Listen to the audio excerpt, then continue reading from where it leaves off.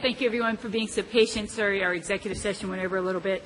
But welcome. Tonight is April 9th, and it is a work session of the North Kingstown School Committee.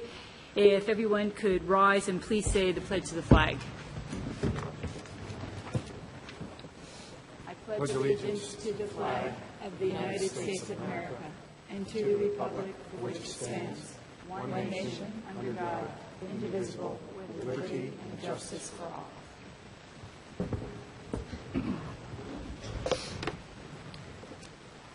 All right. Lorene, if you could call the roll, and I will note that we received information tonight that unfortunately Linda Avanzato has been ill the last 2 days. So, Kimberly Page. Here. Larry Cerisi. Linda Avanzato. John Biscardin. Here. Cheryl Clarkin. Here. Robert Jones. Here. William Mudge. Julia Held. Here. Dana Larkin. Here. Thank you. Lorene, if you could go ahead and call the calendars, please. April 12th, Professional Development Day, no school for students. April 15th to 19th, spring recess. April 23rd, school committee business meeting. April 30th, wellness committee meeting, 3:30 p.m., Central Administration Building. All right. And we have a number of people who are here for recognition. So since there's such a small group of us here tonight, why don't we all go down and we'll have a line here that people can, we'll recognize you and they can shake our hands. So.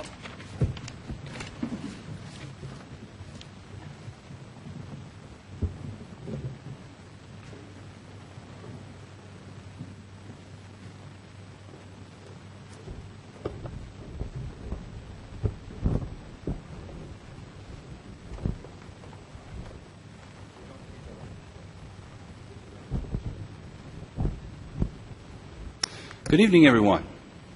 Thank you all for coming on out. We have a number of awards tonight. I think, this time of year when we're talking a lot about the district budget and all, it kind of fits nicely with the number of awards that seem to come into our district year after year for the wonderful things that our students do. And I want to thank I want to thank Laureen for giving me some local newspaper articles so I can read a little bit about the accomplishments of our recipients tonight. First one is Maria Bollebrook. Is she here? Maria, come on up here.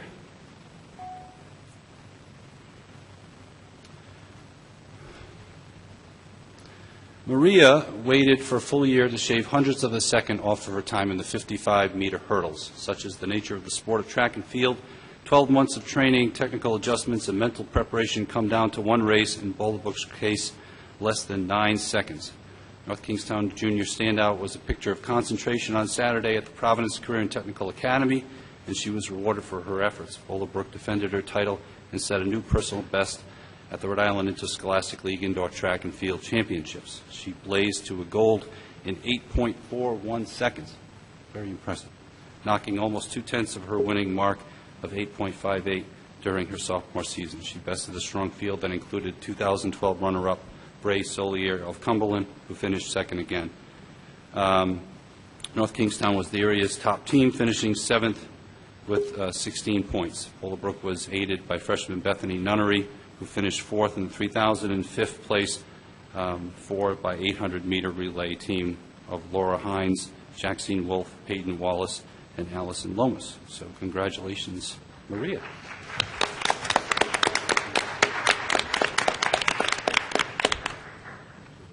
Come on down.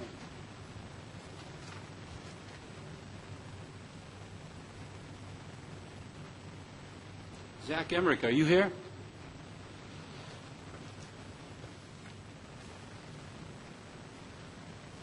I like having the little play-by-play article to read. This is fun. How are you? Boosted by a terrific performance from junior middle distance ace Zach Emmerich, North Kingstown totaled 106 points to down defending state champion Charahoe Regional and capture the state crown at the Providence Career and Technical Academy. Emmerich won both of North Kingstown's individual gold medals and anchored the 4x400 meter relay to a first-place finish in the meet's final event. coming from behind to overtake the Chargers in the penultimate lap and seal a 12-point margin of victory. Zach continued on to set state record at the New England Indoor Track Meet in winning the 600-meter race in 1 minute, 20 seconds, .58. Correct? Yeah, congratulations.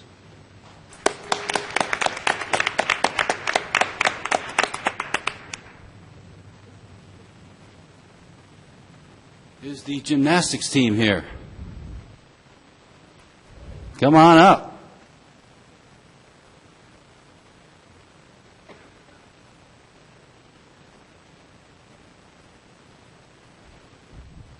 Hey, girls.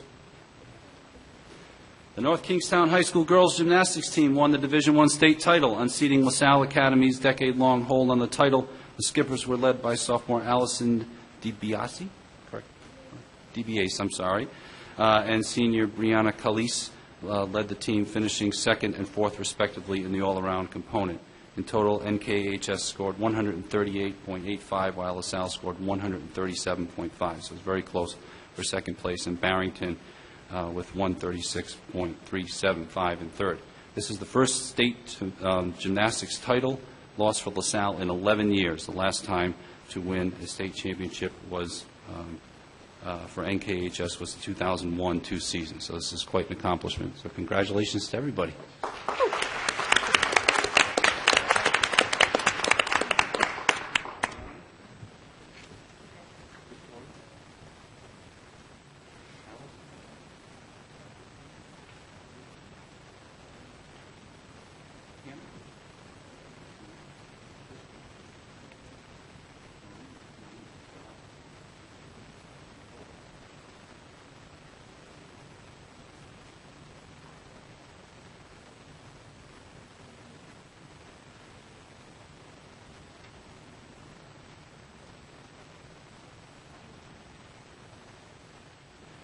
Would Stephen Landry be here by any chance?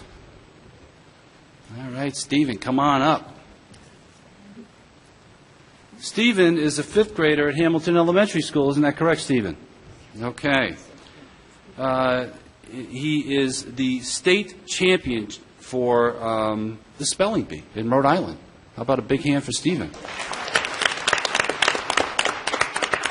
After 17 rounds, Stephen of Hamilton Elementary School was declared the winner at Rhode Island State Spelling Bee held at Cumberland High School. There's going to be a little test here at the end here, Stephen, so get ready. Landry claimed his victory on the word humanitarian, which is very good because I would have a hard time with that myself, beating out North Smithfield's Elizabeth Voda after he correctly spelled manipulative. Is that correct? You look kind of surprised when I say that. Okay. I didn't do that. Voda faltered on patiently, leaving out the second T. That's a bummer. Landry will go on to compete in the Scripps National Spelling Bee in Washington, D.C. this May. Only a fifth grader, Landry will compete against all other spellers in fourth through eighth grade from across the country. Congratulations. That is wonderful.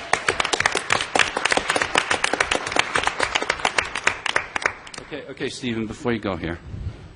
Can you, I mean, you probably get these questions all the time, but this is training, so get on up here. Can you spell superintendent? SUPERINTEN.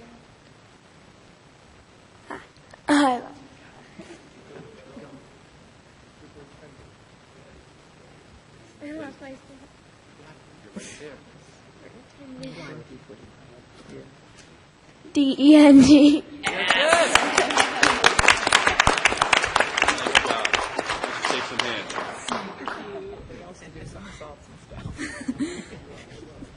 Thank you, everybody. We are very proud of you. Thank you so much.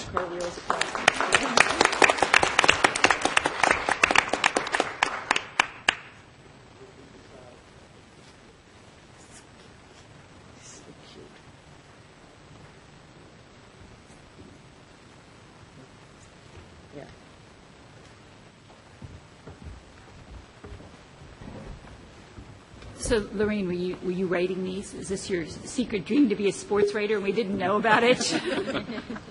That would be fun.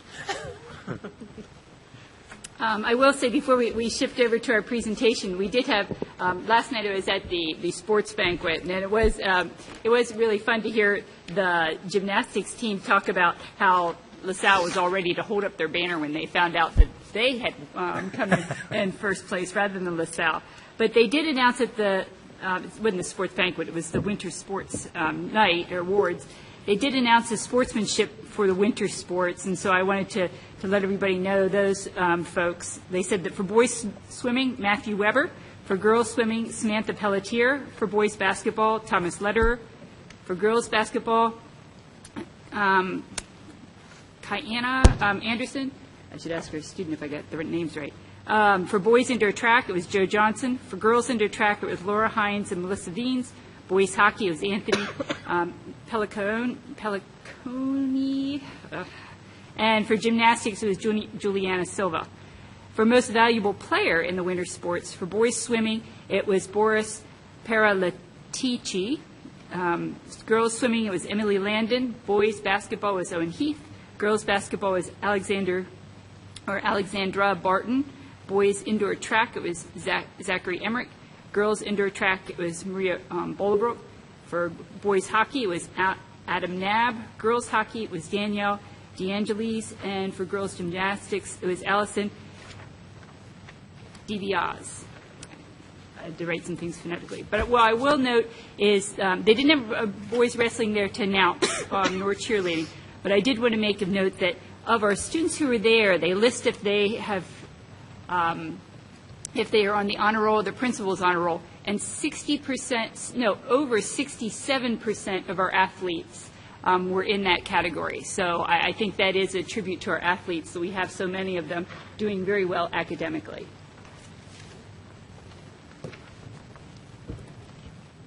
Yes. Did you have something you wanted to add? Yes, I would. Since we're talking about recognitions, I just wanted to say that I attended the K through 12 student art exhibition at the Wickford Art Association, and I have to say I was so impressed with the artwork of these students. My daughter had some artwork that was on display, and I know Stephen Landry, who was just here and got an award, had some on display as well. But I was very impressed, and I think we have some great budding artists as part of our student body. So you have something else. Yeah, I just got this letter today, and I think it's a tremendous letter, and I'm going to read a part of it. But it's to report to me that the North Kingstown High School, 5 of our North Kingstown High School students achieved a championship in the first, and that's all capitals, FIRST, Robotics Pine Tree Regional in Lewiston, Maine.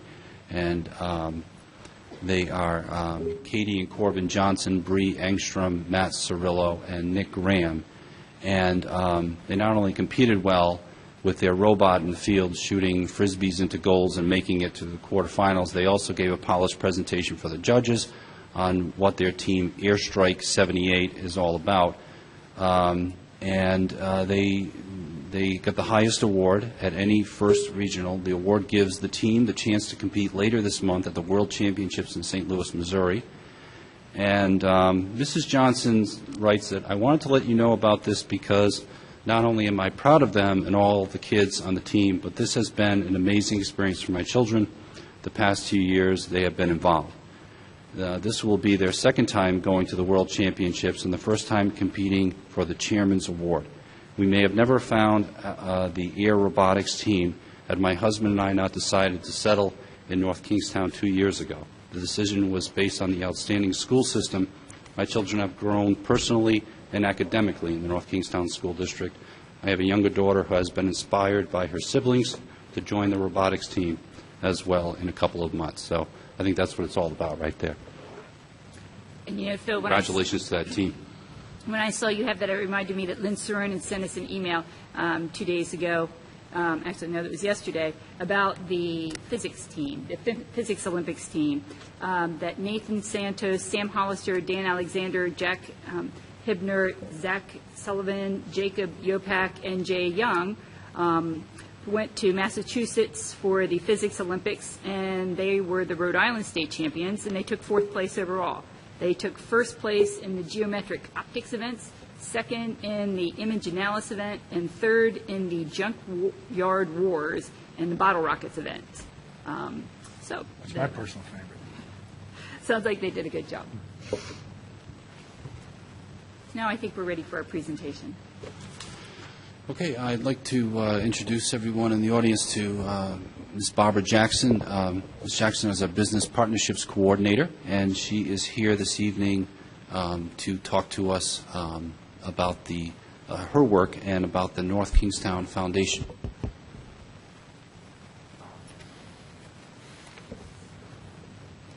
Can you hear me?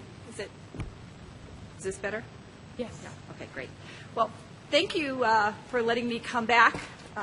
It's been about 3 months since I've been here, and that is a really tough presentation to have to follow of these kids doing such wonderful things. But that's kind of why we decided to do this in the first place. So it's actually a good lead-in for what I have to say. We have had pretty wonderful success for the last 6 months. We've gotten a lot accomplished. I know that in your packet no. I copied it, and I didn't bring it with me. I apologize. Okay. What we I don't know if could there's something we have, can you point to. will have available to you. I did send an email to the members of the committee over the weekend, if that's something that they can refer to. Okay. I noticed many of them have a laptop or an iPad, Okay. so I apologize for that. I printed them and neglected to bring them with me. Okay. Well, what we do have is we have a recapitulation of the PowerPoint that I brought with me the last time we had a presentation. You remember that there was about an 8 or 10-page PowerPoint. And one of the pages that was in there was the timeline and engagement goals, is what the name of that page was. And it had a 3-year time horizon on it. And so one of the 2 documents that you will have on your laptops when you go home is a briefing about how we stand compared to what we had expected to do during this first year. And we have good news. So we had expected to establish a sustainable infrastructure. In order to do that, you have to know what that sustainable infrastructure might be. So we did a best practices study. We found an appropriate comparative community that had the sort of organization that we wanted to emulate, and we put the structure in place to emulate it. So we decided that we would form a not-for-profit, which we have done. We are incorporated in the state of Rhode Island. We were incorporated in December, and we have filed with the IRS for a tax exemption status. We've not heard back one way or the other. We have heard that we are under consideration, but we have not heard back one way or the other. That's usually a good sign.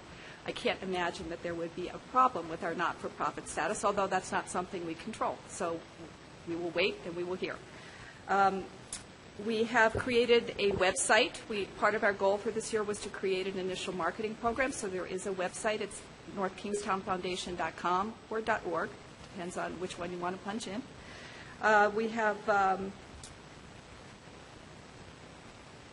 We have decided not to move forward this year on a pilot comprehensive competition. For those of you that were at the last presentation, we talked a little bit about this. What that was intended to be was a cross-functional team competition that would do something like, for example, have students compete to create a iPod holder or something that they would then go around and sell, and it would need to involve people who are engineers, people who are draftsmen, people who are graphic artists, people who are interested in marketing, people who are interested in finance, so that they would have sort of a team, a business team, to go around and actually sell these things, and then the team that had the most takers would win. Well, we decided that was like a bridge too far right now, and we've decided to take the effort that the Career Department would have to put into that particular competition this first year, and instead put it in a different area. And what the other area was summer jobs. So we were very interested, since the purpose of one of the purposes of the North Kingstown Foundation is to create a career pathway. We decided that what we would focus on is getting students job ready and getting them summer jobs. That's something that in North Kingstown there hasn't been a coordinated effort to do before. But there are grants available for that. It happens that this year, all of the grants went to the South County Community Action Program. So we're partnering with the South County Community Action together with the Careers Department to drive as many of the potential job slots as possible for the students of our high school. In fact, there is, I believe it's the 24th, there is a information day with Justin Warness, who is the fellow who runs this program at South County Community Action, here at the school. The way this particular jobs program works is really quite exciting. First of all, they're very interested in our students because they are job ready. They have gone through some pre-training. But what they do with the students is, instead of just saying, here's a job, go take it or leave it this summer, what they do is they teach them how to get jobs for the rest of their life. So they teach the students how to think about what their ideal job might be.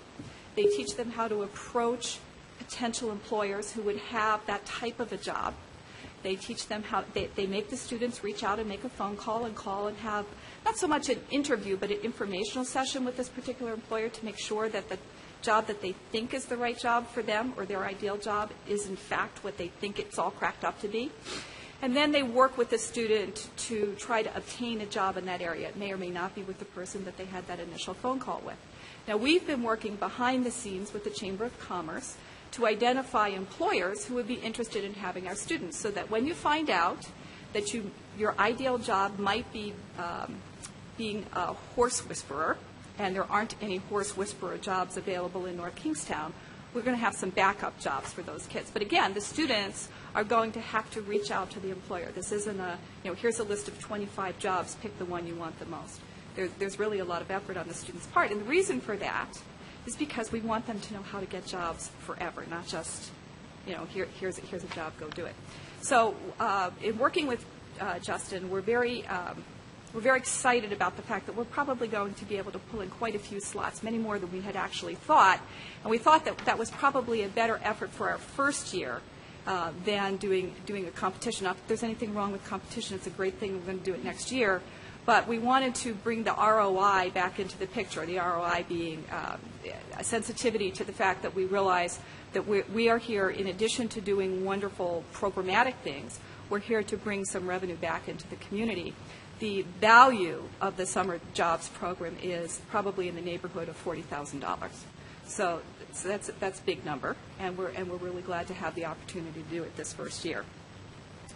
In addition to that, we have, in our first 9 months of being in business, we have worked with the North Kingstown Chamber of Commerce to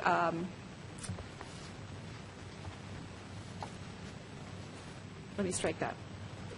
The more important thing I want to talk with you about is what's going to happen very, very shortly. In fact, you've probably seen it in the newspaper.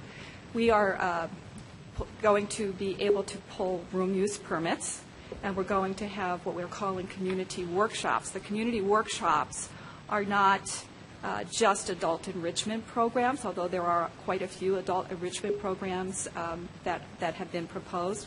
There are also things like the SBA coming, and that's where the Chamber of Commerce comes in. We're working with the Chamber of Commerce to have people who are actually local business people who will be presenting these workshops be able to have a support system in place that they can come to after they give their presentation to find out how to grow their businesses a little bit more. Or in some of the cases of people who will be participating in those workshops, they're not yet incorporated businesses, but they'd like to be.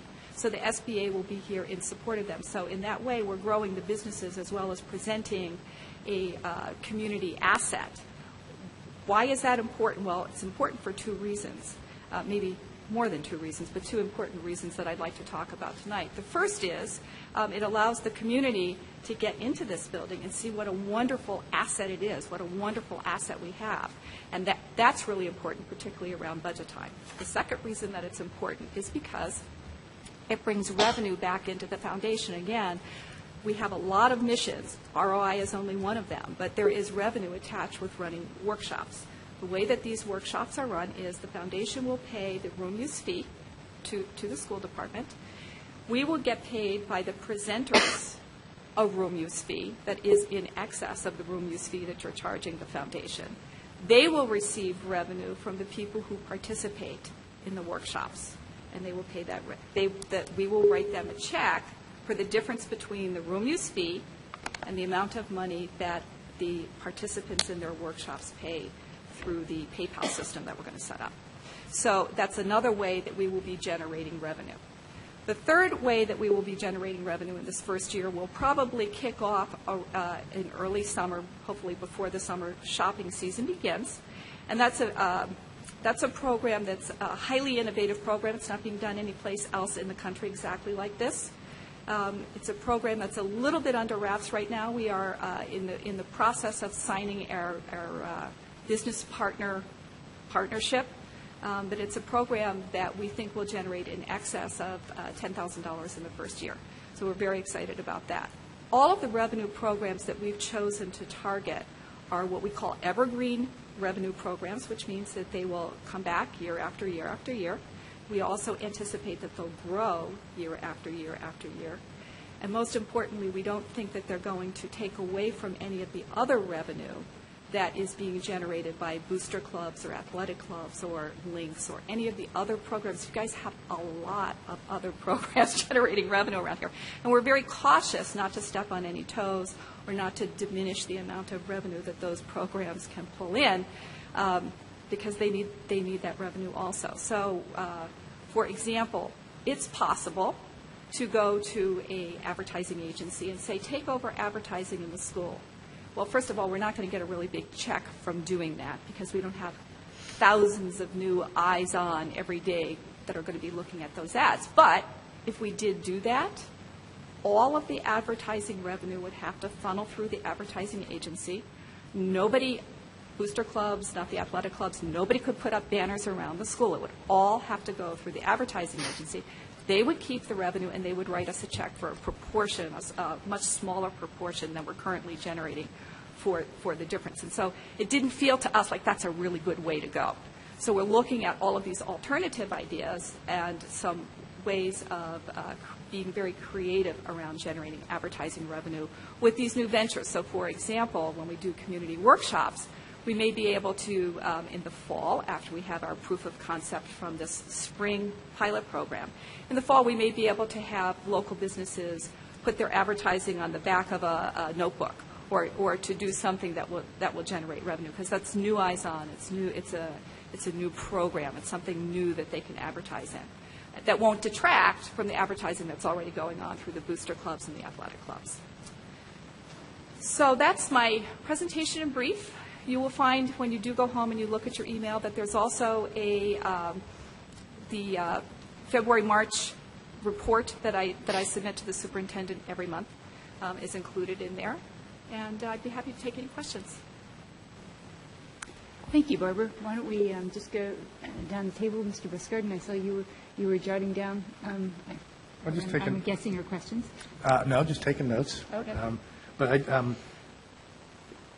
I know that, and Ms. Jackson, you and I had a meeting a few weeks ago, Yep. so I'm just going to reiterate some of the things we talked about then. When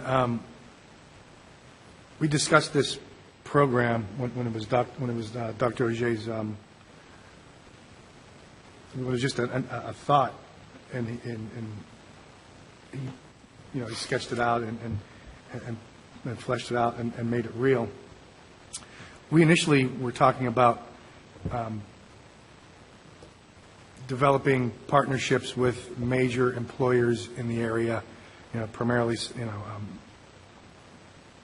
Quonset area manufacturers, Electric Boat, Yep. Toray, and some of the others that are slipping my mind right now. I was just wondering where on the on your checklist does that fall?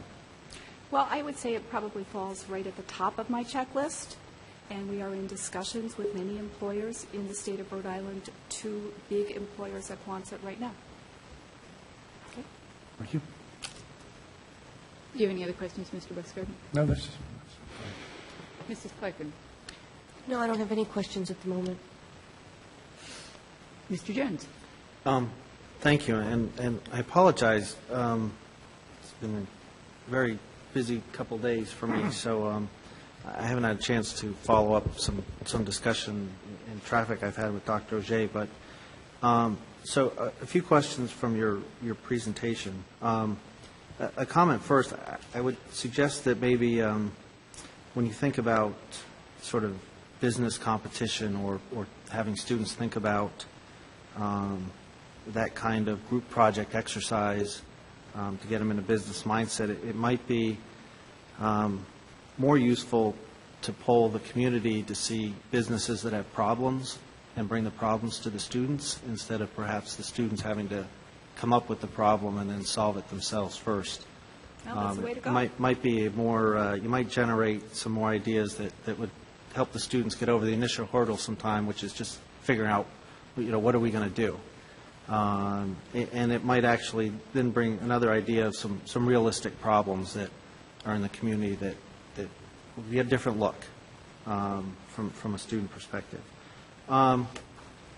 You mentioned the website. So how exactly is the website being funded right now? Out of my pocket, Okay. as is the rent and the telephone and all of the other expenses right now are being paid for by my company. On the town prior had the North Kingstown Business Educational Partnership Foundation. I'm unaware of that. Well, they re-registered with the state in July 2012, and if you look at the mission for that, it almost duplicates what it seems like the NK Foundation is. So, and I believe it was run out of the chamber, but that seems to me something that now we have two groups that are sort of duplicating efforts. That particular foundation does not do this. I can't speak to what their corporate charter says, but I can speak to what they do. Oh, okay, because on the Secretary of State's website, they talk about, marshaling businesses in the community to provide resources for education. So, No, I'm not going to defend what they say.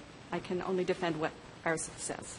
it just seems to me that this might be an ideal thing to sort of perhaps reach out with them and deconflict. Well, as I said, we're working very closely with the chamber. I don't know that they would be doing duplicative things if we were doing exactly the same thing. Okay. It seems two groups that both talk about business education partnerships. Perhaps Martha can clarify for you. So, This is Martha Pugh. Martha. Martha Pugh, the director at the Chamber of Commerce. Such foundation does not exist with the Chamber of Commerce. okay. So it's a separate entity from the chamber. What is the name of the foundation again? I think it's called the North Kingstown Business Education Partnership. The It just- North Kingstown Business Education Partnership is part of the LINKS Oh, program. okay. And they do, as of July, I'm the director at the Chamber of Commerce. Previous to that, I was the director at LINKS. So I have a little bit of knowledge here. The Business Education Partnership through LINKS is on a much smaller scale. They do not do what we're talking about here. Actually, prior to leaving LINKS, this was one of my thought processes that I shared with Dr. Auger, and Dr. Auger then took those thoughts, and rightly so, thank you very much, took it to the next level, and this is what's come of the next level. And we do work closely with LINKS. Okay, thank you, because it just obviously to someone on the outside seems Yep. two things that talk about the same thing.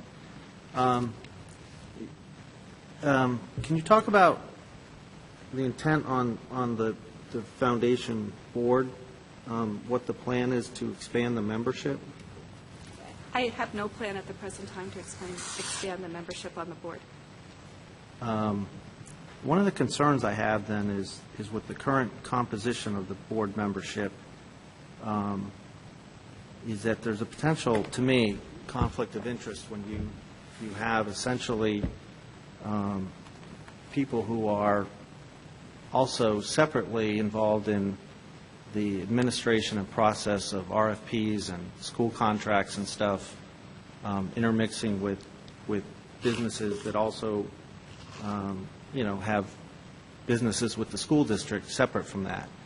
I would highly encourage you having, I think you mentioned previously, and I wasn't here for the presentation, so, but if Fairfax, Virginia, I think was one of the things, having lived in Fairfax County and had a child in the Fairfax County Right. system. Yep.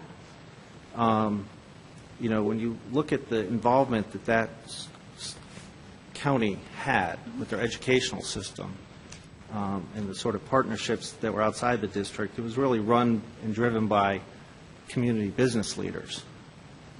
So I would highly encourage you that you think about expanding the board and bringing in other members of the community as you go forward. On the summer jobs, you mentioned $40,000. Could you explain a little bit more about exactly where that number comes from? Sure. The grant that the South County Community Action Program has been given covers, it's a very interesting way that this particular grant works.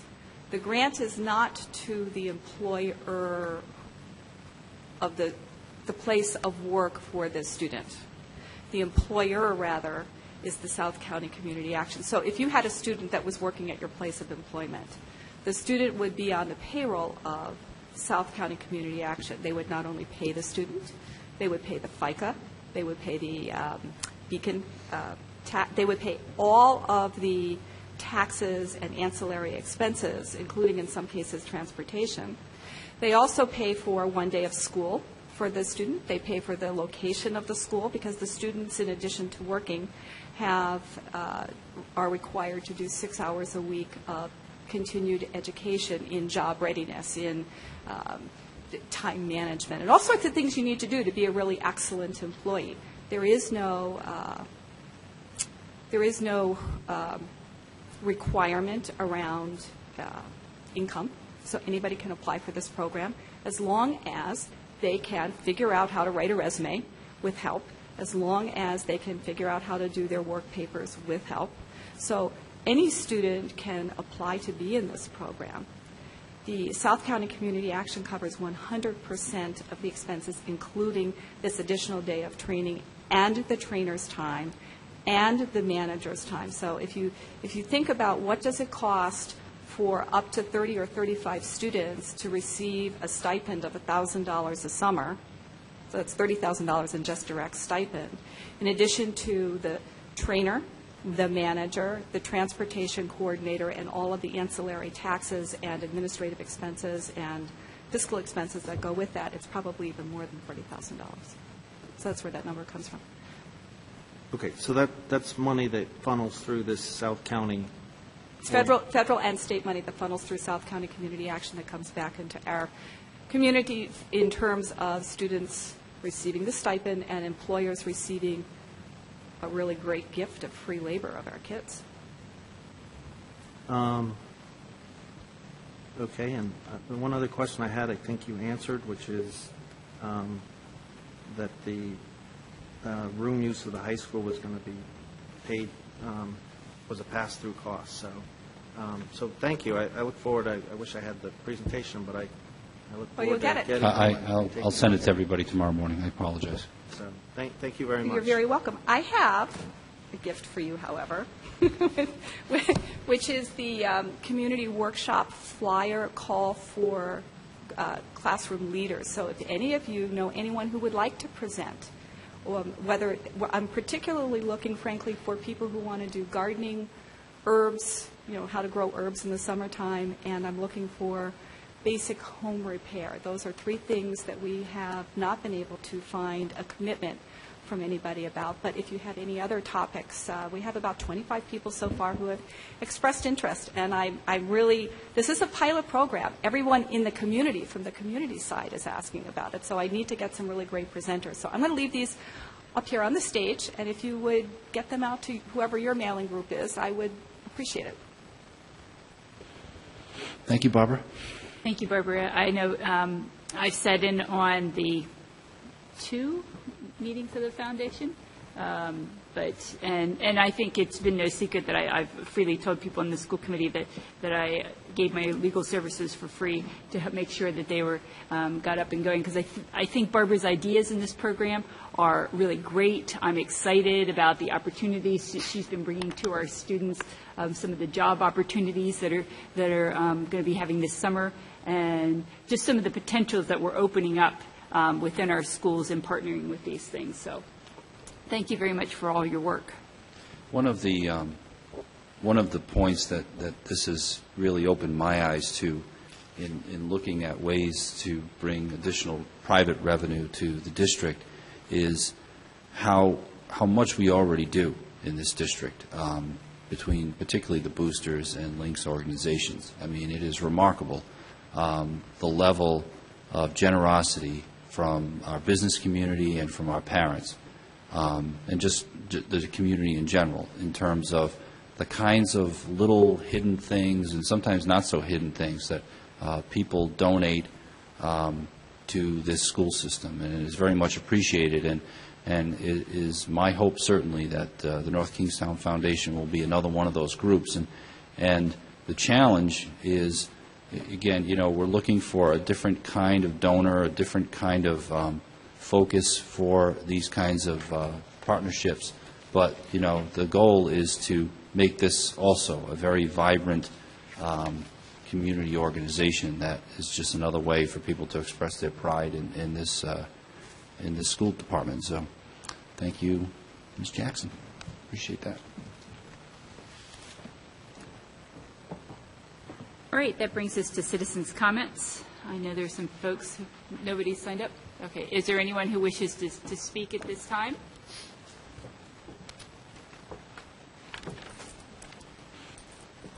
Mr. Mancini, come forward, say your name and where you're from. Sure, I didn't see the sign-up sheet, I apologize. Well, that's okay, we'll still let you come to the mic. Thank you very much. I will be brief. My name is Greg Mancini. I'm from 61 Main Street. Originally, several weeks ago, Dr. Auger asked me to come to this meeting because I guess you're going to talk about sports-related budgets tonight. That didn't materialize. And that's fine, but I had made a commitment. I had also asked a couple other parents who I'm involved with to come tonight, so I thought I'd come and make my voice be heard. I'm not only here talking for myself, but I'm also talking for approximately 40 other parents who students, or whose children, rather, are student athletes at our high school. And I know most of you heard me speak last night, but again, I'll be brief. I know some of you think I'm some sort of narrowly focused parent on one particular issue, and that is the funding of hockey.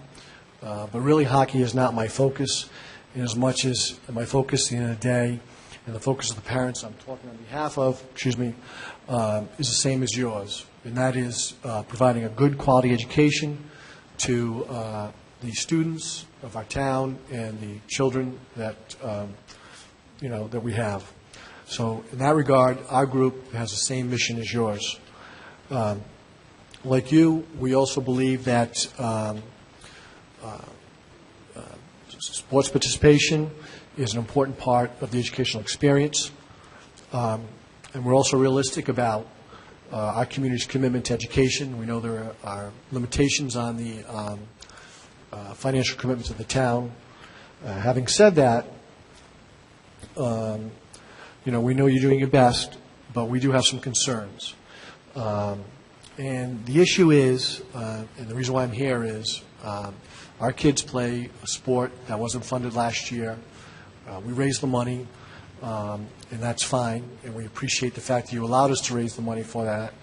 But we would respectfully ask you not to treat our kids differently, or our kids who are student athletes differently than other student athletes. And we think it's unfair to do so. In our case, our sport is hockey. Some have said it's not a popular sport. We would respectfully disagree. The closest youth hockey organization around town has had record turnouts. I think that there's been instability in the hockey program that's led people not to come to the school, and also kids who are at the school to play hockey elsewhere. Some have suggested that hockey is an expensive sport. Again, we respectfully disagree. When you can compare renting ice time 1 hour a day, 3 to 5 times a week during one sports season versus the cost of constructing, financing, and maintaining our very nice facilities 365 days a year, I would submit to you that hockey is by far less expensive than the sports that are housed in this very nice facility here at North Kingstown High School. Several months ago, I sent a letter to the town on behalf of myself and the parents of our team to support your proposed budget as is. Last night, I went to the town council meeting to support your budget as proposed as is. My recollection is that I was one of 4 people who testified last night here. 3 of which appeared to me testified in support of your budget as is. And myself and the one opponent, I think, I take it he was an opponent based on his comments, but myself and the only opponent testified that there's no reason why you shouldn't be able to fund our sport for our kids.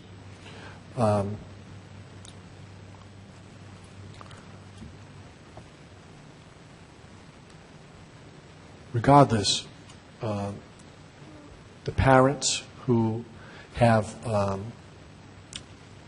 whose kids play hockey have publicly supported your budget. The town council a couple months ago and last night, and we're the only such group that we know of that have come out to express our support for your budget. Having said that, we're not asking you to fund our sport 100%. We're just asking you to treat our kids in the same capacity, in the same level playing field as you treat all the other kids and all the other who also play other sports. We think it's unfair to create 2 classes of student athletes, the haves and the have-nots.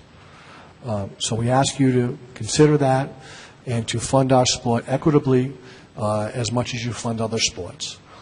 I would close by saying I think it's ironic that tonight we came here, or I came here, and I saw you celebrate the achievements of the gymnastics team who won a state title, and I think it's great. And the irony is, to me, is that that's a sport that we didn't fund. They had to raise their own money to fund it. And I think that's unfair to those young ladies. I think it's unfair to the kids who play hockey. And I think if you're going to choose a sport and you're going to fund us and you're going to endorse a sport, you should fund it just as equitably as you fund the other sports. Having said that, I'm more than happy to answer any questions. I tried to be brief. I hope I was. And if anyone has questions, I'm more than happy to answer. Thank you. Thank you.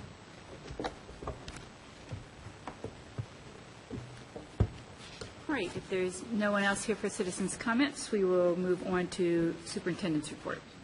Oh, okay. Come on up to the microphone, please, sir. Sorry. State your name and where you're from. My name is Jesse Larkin, 18 Pilgrim Drive. I came to a meeting a couple months ago to address the dismissal of my son's teacher. And I just wanted to come here this evening to say, excuse me, could you please pay attention to me? You ignored me last time. I won't have you ignore me this time. I'm not ignoring you. I just wrote your name down. Well, I'm taking notes. Okay, that's fine, but you didn't look in my direction once last time, so. Quite frankly, I've been dealing with your school system. I've been dealing with the appointed principal, and I don't know how to put this calmly, but pretty much every time I've walked into that building, I've either been given a lie or a half-truth. You have now handpicked a new teacher for him, who has now decided 2 weeks into it that it's taking away from her personal time, so now he has 2 teachers. And every time I go in to try and have communication with the principal, she gives me absolutely nothing in return. And pretty much it's come to my attention that you seem to be aware of this and are shielding her, and she can do no wrong. And also, all the teachers in the school can do no wrong. And how do I put this? I understand now that we have all of our ducks in a row, that the removal of the teacher may have been warranted. However, the way that this has been carried out is untenable. This whole situation is untenable. He now has 2 teachers. And you must think that none of the parents talk to each other, because one child's parent is being told that the teacher was let go because all of the test scores are too low, and another parent, myself, has been told that my child's doing fine, but other kids' test scores are too low. And so I asked the teacher, why are you discussing my son or anyone else's child's test scores with other people? And the answer basically was, well, I was just trying to put their mind at ease. And also the principal says that pretty much every time I ask her why she's lied or given a half-truth or misspoken, which it seems to be every time, she says she's just trying to smooth over the waters. And I'd really like to know what is going on with all of this. And I've had conversations with other school committee members. I apologize for my little bit of shakiness. I don't really like doing this, but I'm at a loss. I moved to North Kingstown because we were under the impression that your school system was something that we were interested in and that we would love to have our son. And in his first year, just kindergarten, he's been through 3 teachers, and not one person can tell me the truth about kindergarten, so I don't know what's going to happen as we go on. So if I could, I know this is citizens' comment, and you're not going to talk back to me, and I've also been told that you don't really appreciate confrontation, which I don't know how it is that you hold a position and you can't talk back to anyone. So if you'd like to be in contact with me personally, that would be fine. As I said, 18 Pilgrim Drive, feel free. I will be in contact. Thank you very much. Thank you.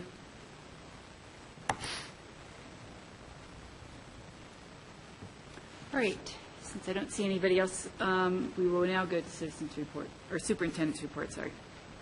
I don't have anything at this time. That brings us to the consent agenda. Oh, yes.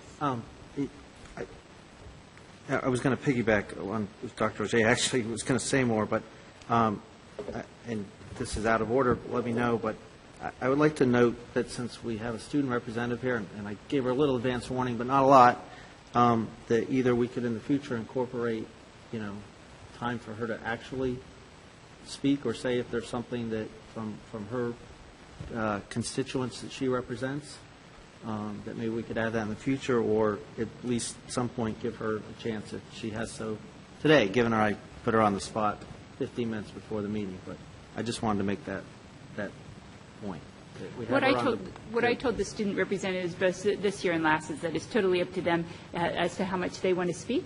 So if there's any time that they want to speak during any of the discussion items, I tell them to raise their hand, and if I don't see it, they're supposed to basically get it down the road here. And I know there have been some times where somebody has told me, the student representative has said something, but we don't traditionally make them speak or give any sort of a report. I'm not sure if we would get as many volunteers if we give us a report. But I have told her that when she first came on, and that's been a conversation since then with the other one too. So I will let you know that has been said to them, so any time that they want to speak, that's not an issue. So. Thank you. All right. So now we're to the consent agenda, and I know that we are exempting F6. Is there anything else that we are exempting? C2.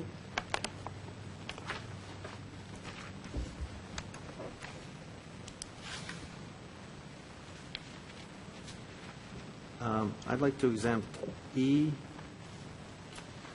and F8, please.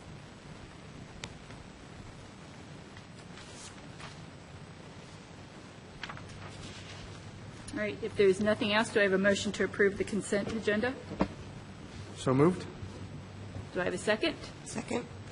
All right. All those in favor of approving the consent agenda, non-exempted item? Mrs. Page, I need an answer on C1 on which option the school committee wants, 1 year, 2 year, or 3 year. And I will exempt that one for you. Oh, thank you. All right. So we have a motion on the table to approve all the non-exempted items. So all those in favor say aye. Aye. Aye. All those opposed? Motion passes. All right. The first item is C1. I can update for you that I did receive some information from the rep yesterday, because as I had indicated in the request, those prices change. It's just like the electricity contract that we had talked about several months ago. The prices now for a one-year contract have gone down. They've all gone down miraculously to $6.97 is a 1 year. That's $6.97 per decatherm. Option 2, the 2-year, is now $7.06 per decatherm, and option 3 for the 3-year is $7.16 per decatherm. Now, that doesn't mean that if you choose one of these options, when the rep gives me the pricing, it might not change somewhat again. Again, it's just like the electricity. So I do just need which option the school committee is interested in. I had attached the current contract that expires at the end of October, which is currently at a rate of $7.72 per decatherm.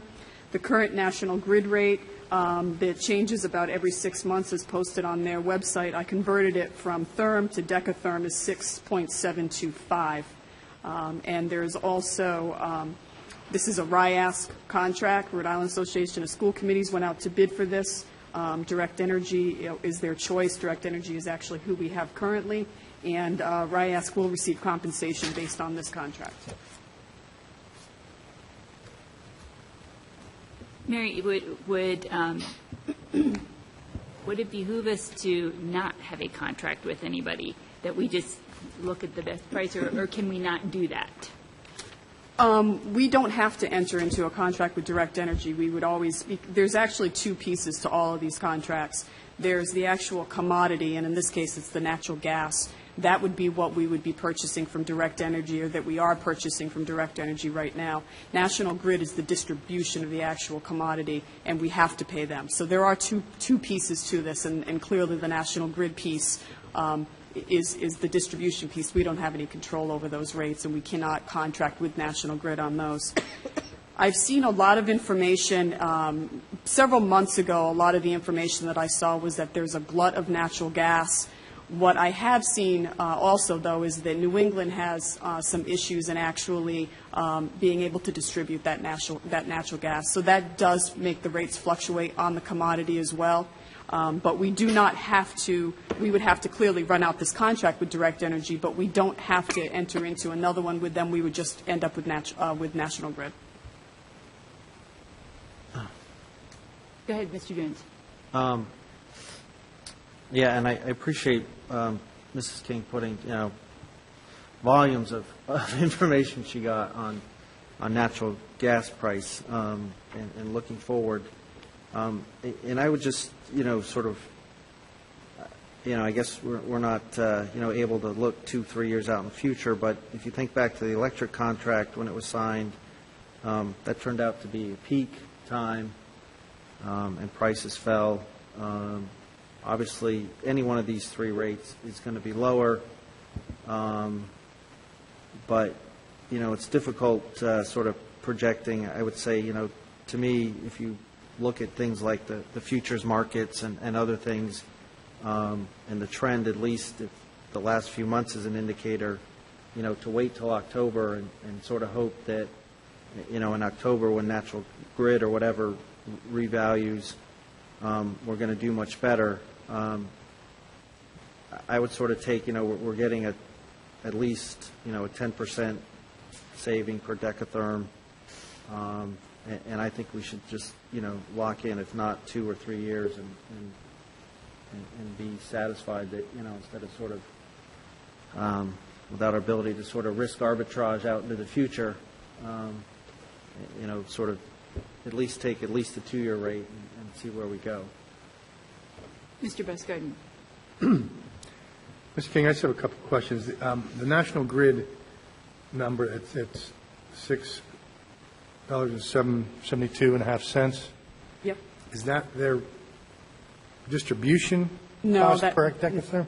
No, that would be for the actual commodity. So that would be in direct comparison to where Direct Energy is now telling us that if we sign the 1, 2, or 3-year contract, the prices I just quoted, the distribution that we would have to pay anyway is separate. So this is just for the natural gas itself. This is just for the commodity? Right. Because the distribution costs, whether it's from Direct Energy or... Nope, that would be from National Grid. The distribution has to be from National Grid. Right. National Grid in Rhode Island. But I mean, but if we're buying, whether we buy the the natural gas from Direct Energy or National Grid, that distribution cost is the same. Separate, yeah, and that is the rate that you'll see when the PUC, the Public Utilities Commission, gives National Grid increases. It's basically increases on that. Under distribution. Yeah, it's on the distribution, because they're pretty much pricing gas as well, like these companies are pricing gas. But what, Direct Energy has done here is they're pricing, and they're pricing out into the future based on their projections. So National Grid actually prices every 6 months. So in your home and as, businesses and whatnot, that price does change for the commodity piece every 6 months. What's been the history of natural gas pricing? I guess what I'm getting at is, I'm kind of looking at 180 degrees from you, Bob, that if, National Grid's, it's $6.72.5, that's a whole 25, that's all 25 cents cheaper than the best deal that's sitting there. Why would we, if there's, I know with investment people say you can't base your future on the past performance, but what does history tell us of what natural gas has been doing? Well, I think and I think up until maybe the last couple of months, or maybe even the last few weeks, and Mr. Jones can correct me if I'm wrong, a lot of the trends were showing that there was a glut in natural gas, and I think that the trends are still showing that, but there are a lot of different forces and changes that contribute to the price of natural gas. So, again, either way, you're taking a risk. I mean, you can see that even compared to right now, we have a contract with Direct Energy that's at $7.72 a decatherm. That was signed several years ago, and I'm sure at the time that was signed, it was a good deal. You look at it now, it's $1 a decatherm more than what National Grid is charging, like, at this point right now. Right. So I'm not really entirely sure. There has been some spikes, nowhere near as volatile as electricity, not even close, because there is an excess and abundance. But again, I did have a couple of articles that I didn't include. You may have seen in the Providence Journal just about it's the actual infrastructure that New England lacks that can cause some of our prices to be higher, that we lack in getting the natural gas supply to where it needs to be. Yes, Mr. Jones. Yeah, I think, John, one of the issues is, since that's a 6-month rate, and I think, Mary, do you know when that's going to revalue? Yeah, it'll revalue again, I think, in September or October. Right. So, we wouldn't get 672 now, we'd get September, and then, you're sort of rolling the dice of every 6 months, whereas you're right, you're paying a 20 to 30 cent premium, but you're paying it for typical sort of, forward-looking, like insurance. Right. You're sort of paying a little more to insure, a fixed cost going forward, except for the distribution thing. So, that'd be my argument of at least the 2-year rate sort of hedges you a little in terms of some volatility, but if it's, the case where this is a little bit of an aberration, it doesn't lock us in for that extra year of, okay, maybe, 2 years the trend is still kept moving. Whereas, again, I think if you're going every 6 months, maybe in a few months it'll be, at 6.9, and then you haven't really saved much. Right. So then perhaps we should do the year contract. And that might save us, that if the market truly is going up and down right now, that we come back in a year and we could get even a lower price. Could. I guess you'd argue whether 0.09 cent decatherm is I guess you'd have to do some scenario modeling, based on our usage and some variance analysis to see that. I guess my point would be is I'm not sure it's going to show much for 0.09 to see what the swing would have to be. But that's just why I think the 2-year is sort of a compromise. So National Grid just doesn't enter into any year-long contracts with anyone, is that it? National Grid doesn't enter into contracts with, unless And I don't know if they do it for gas. I know they did start doing it for electricity several years ago, but the issue that we have, Mrs. Clarkin, is that we are all we're individual meters, so we're not one large company. So for electricity, they did start entering into for some agreements and some lower rates that they would price out, over time, but that was for big entities. They wouldn't consider us that because we have 11 buildings and all different meters and whatnot, so they don't consider us one, even though they're getting one check from the North Kingstown School Department. I'm not aware that they do gas contracts. Okay, thank you. So we don't have any motions on the table, so I guess I'm looking as to Well, then, what sort of way the committee wants to go. We need to become the commodities, or we're dealing in the commodities here, so it's that sort of thing of what do you wish? Mr. Jones. Ms. Fay, I'd make a motion to enter into the 2-year contract with Direct Energy. Let's second that for discussion. All right, so we have a motion on the floor and a second. So, Mr. Jones, I've heard you say why you want to do it. Is there any druthers that you feel one way or the other, Mr. Busgarden? Well, And I'm not trying to push this along. It's just that sort of thing of we need to come to a decision. So I'm just trying to. That's fine. No, I don't know enough about commodities to even pretend that I could argue why we shouldn't do a 2-year. I mean, part of me says I think that's a good conservative move to make sure that we're locked in for that rate for a couple of years. I would just, like anything else, you kick yourself when you look at it and you go, oh, in 2 years we're looking at it's down to 6.5, or whatever, $6.50 for the gas. But then again, it could be 8.5 for the gas. So I think a 2 years is a good compromise. Mrs. Clark, do you have any druthers one way or the other? No, I think 2 years is sufficient. All right.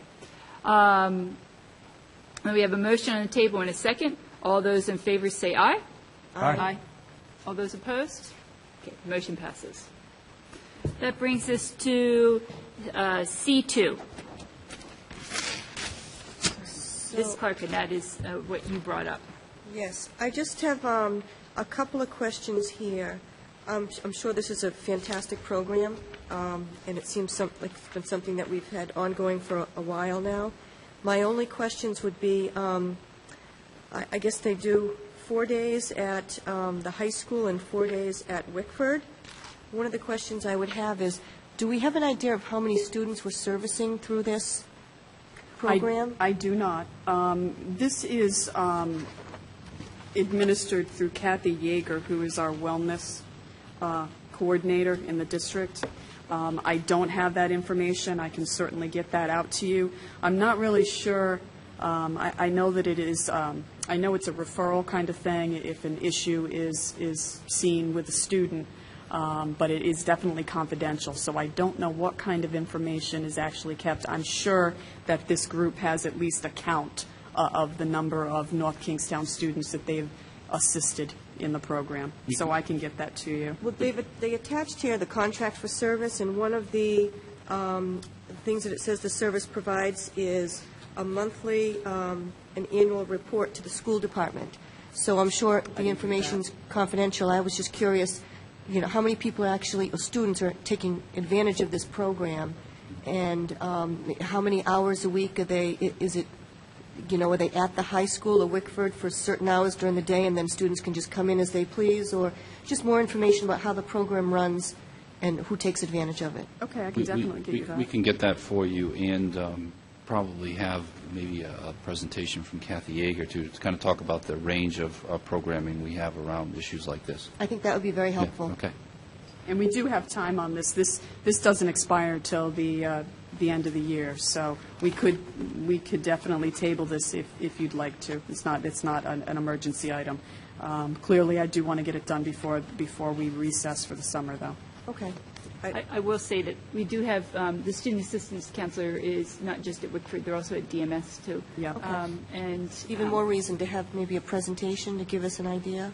of the different services? We could either do a presentation, or we could see if Kathy can at least provide some more information at any rate, but Yeah. Either one I or know the like a other. lot of times at the high school, they do, students are sent who have alcohol issues at school, are sent to the student's assistant counselor. In our athletic policy, any student who breaks the athletic policy automatically, in terms of the substance abuse, automatically is referred to the student's assistance counselor.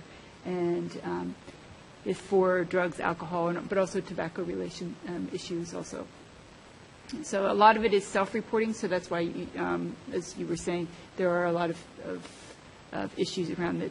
They won't disclose any names, but I'm sure they keep statistics because a lot of this is grant-funded, so they'll be able to provide us with the statistics of how many students are served. Great.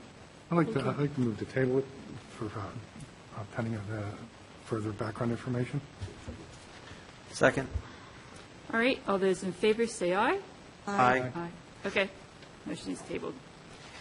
Okay, that brings us to E1, and that was Mr. Jones. Yes, thank you, Mrs. Page. I guess my just reason for exempting this is, you know, to get a little more public comment and clarification of exactly what, you know, what exactly it is we're approving, and just a little more of the process point behind it. I can answer that to the best I know.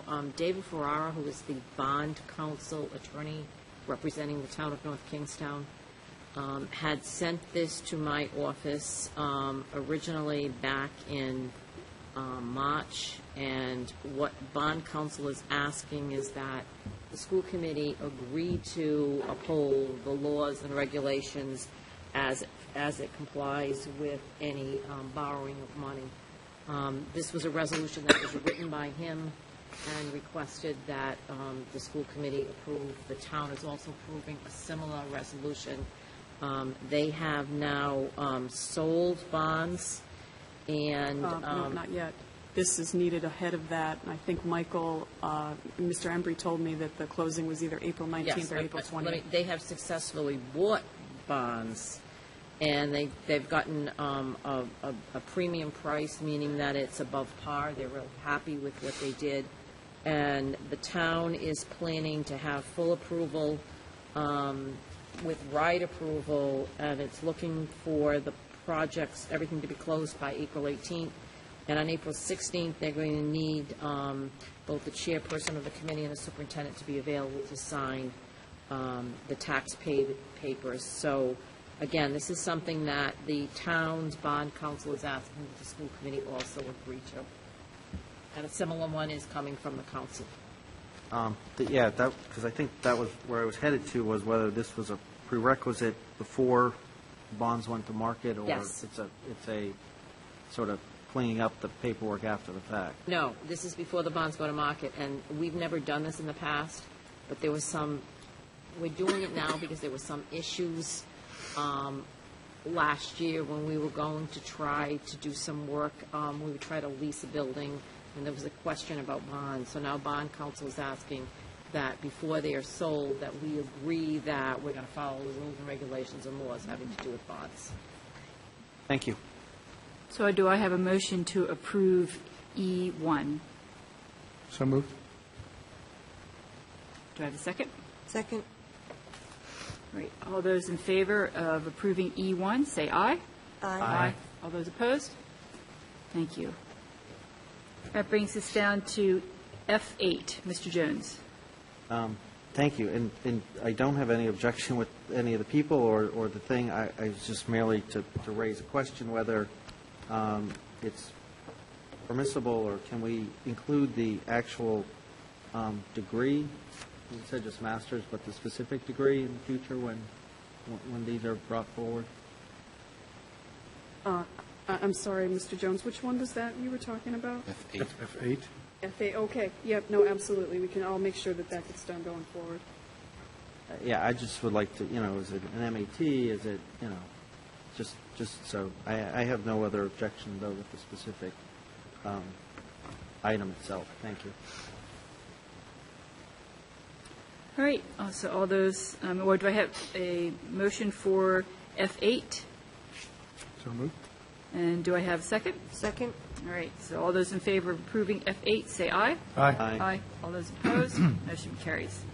We did skip F6 because that one basically wasn't supposed to be on our agenda. So that was exempted, and no, we weren't going to go back to that. Am I correct on that? No, there's only F6. What does need approval would be the mock trial and the volunteers.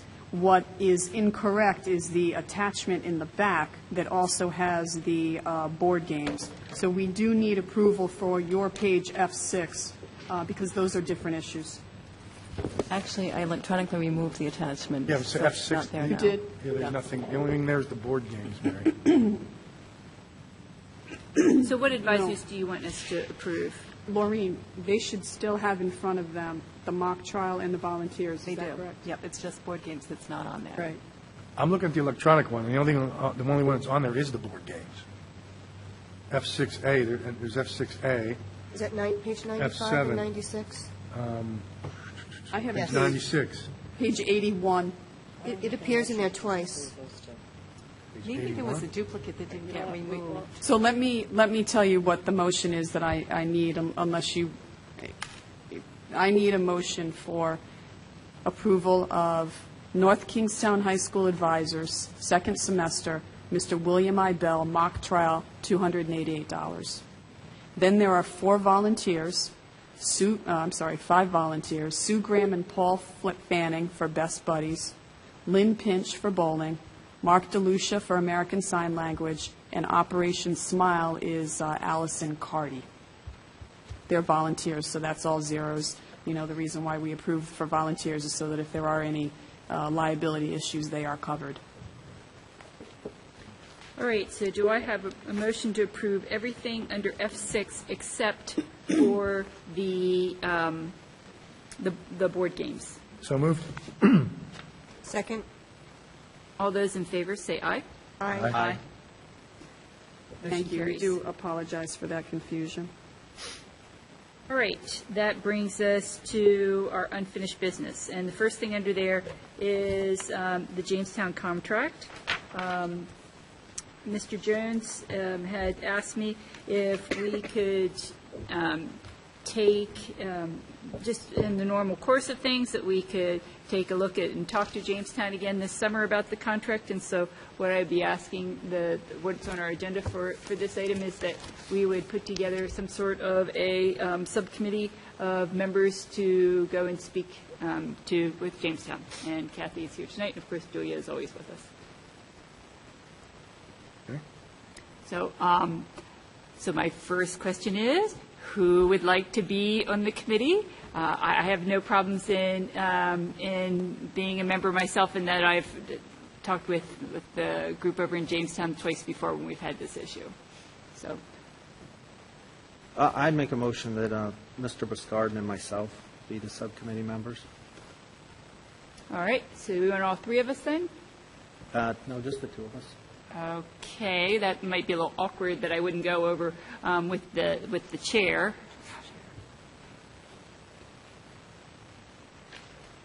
I think you need to include the chair, since in negotiating these contracts, and she has experience in doing this in the past.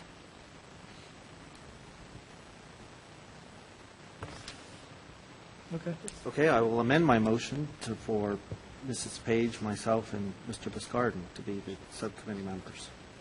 You need to withdraw your original motion and make a new motion. Thank you. I withdraw my original motion, and the new motion, amend my motion, or to have Mrs. Page, Mr. Buscardin, and myself as the subcommittee members. Thank you. Okay, is there a second to that motion? A second. All right, any further discussion? All right, all those in favor, say aye. Aye. Aye. All those opposed? Okay, motion carries. All right, that was under our unfinished business, and basically then we will need to, I think when Mr. Jones and I talked about this before, we had said this would be something that we could do during the summer, when I know that all of our schedules are a little bit more free in terms of school time commitments. So we'll be contacting you all to figure out when would be the best time that we can do this. All right, I had put on the agenda school committee professional development. I had sent you an email that basically I talked to Maureen Cotter from South Kingston, and they had done some professional development that she was very happy with, and they did that through Tim Duffy at the Rhode Island Association of School Committees. I did not know if the school committee was interested in doing that through them again. I know that the up where you work up in Bryant, Bob, that they offer school committee professional development. I guess I would say I'd like to do something that is just our school committee, and I don't know if that would be awkward, and that they would be they work with you all the time, that if we wanted to do something different. But I guess the bigger, broader question is would the school committee like to do this, and then what would we like to investigate for options if you do want to do this? So as there's only 4 of us here tonight, we are not getting the input from 3 of our members. One question I'd have is, what are the different topics that would be encompassed within these professional development curriculums? I know the one that they did down in South Kingstown talked about school committees' roles and responsibilities. It talked about working with the superintendent. It was also a time for them to get together and be talking to each other about how they saw their school committee moving forward for the future.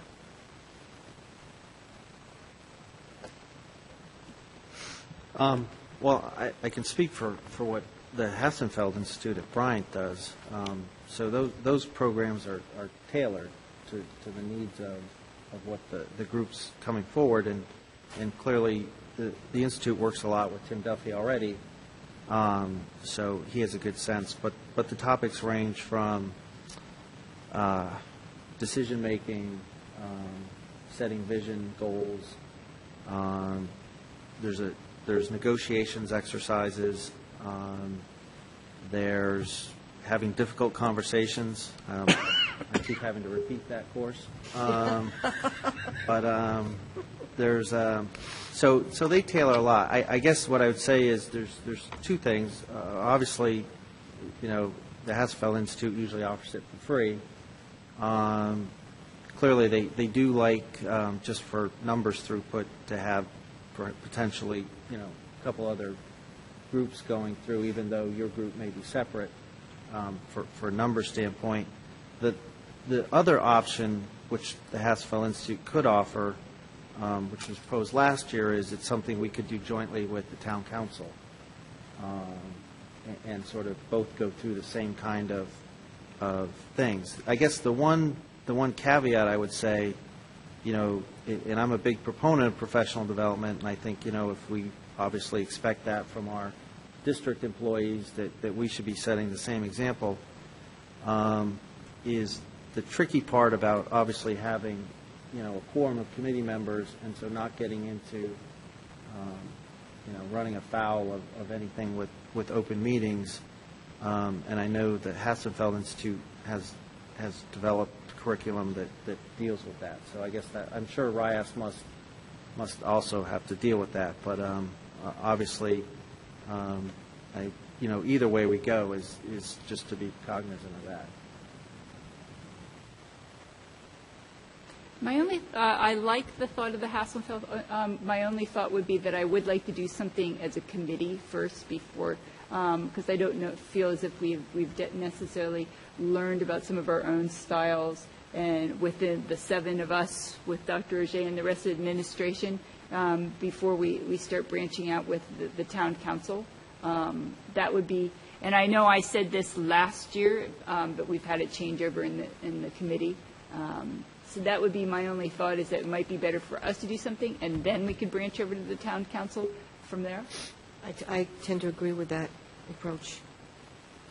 Yeah, well, one thing I would say is, since it's a tailored program, is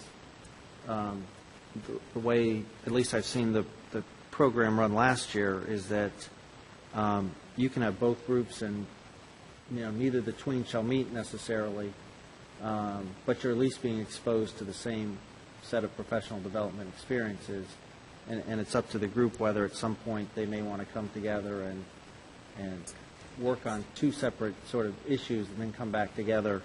I will say, well, there's one interesting thing, and again, it's something that RIAS could probably, incorporate into theirs, because Tim Duffy goes, has probably been through 8 of these courses up at the Hassenfeld Institute.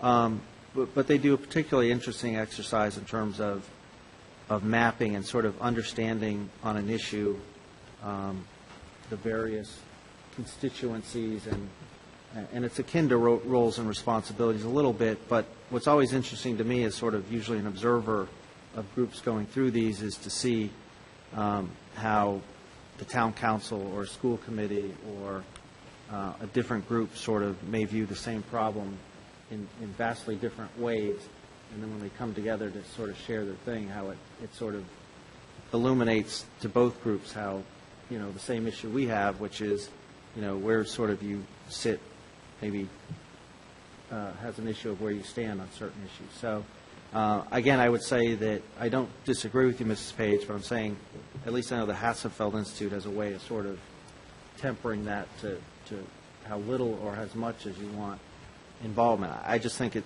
might be something given, I'm sure the town council has requirements or desires on their own to do professional development. It's sort of a way of working jointly with them. But either way, I would just be in favor of some kind of professional development. I think it's a requirement anyways, but by state law. But of course, I'm always also looking at something we can do for free versus something we have to pay for. Right, that's agreed. Well, why don't, this is only on for discussion, so we don't take any vote on this. So why don't we do this, is that we, since it sounds like people were interested in some sort of professional development, why don't we put this on a future agenda and we start investigating, and if we can get more information from the Hasselfeld Institute, and Mr. Jones, since you work there, I'll task you, or ask you at least anyway, if you could get that information as to what more specifically they can provide us into looking into this endeavor. And then, at some point, we'll need to start talking about dates. And just to clarify, we are,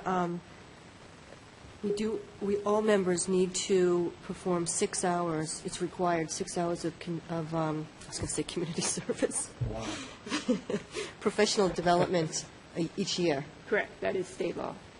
And I will say that I attended the RIASC's School Committee Members 101 program in December, and I found it very helpful and informative. So, I think anything we can do to better ourselves in professional development in this role is great, but I'd also like to keep it on the cheaper end. Yeah, I'd like to pursue the only. I'm kind of leaning to, I would think I would like to find more out about the Hassenfeld piece of it, just because I think it would be a different way of looking. It would be a different way of looking at it. Or what I'm trying to say is, I think it would be advantageous for us to have a group that's not necessarily part of the school committee process, for us to go through some of those types of skills and training sessions, because I think it would just put a different light on things. So yeah, I'd be very interested in learning more about what you can share with us, Bob. We do have money in our budget. I had talked to Mrs. King prior to putting this on the agenda, and she had said we had approximately $500 in budget that if we needed to get anything like food or anything like that. So it's just to let you know, depending on how long this would be. All right. Well, that pretty much brings us to the end of our agenda. So I would like to take a motion to recess into executive session. So do I have that motion? So moved. And a second? Second. All those in favor, say aye. Aye. Aye. Okay. Thank you very much.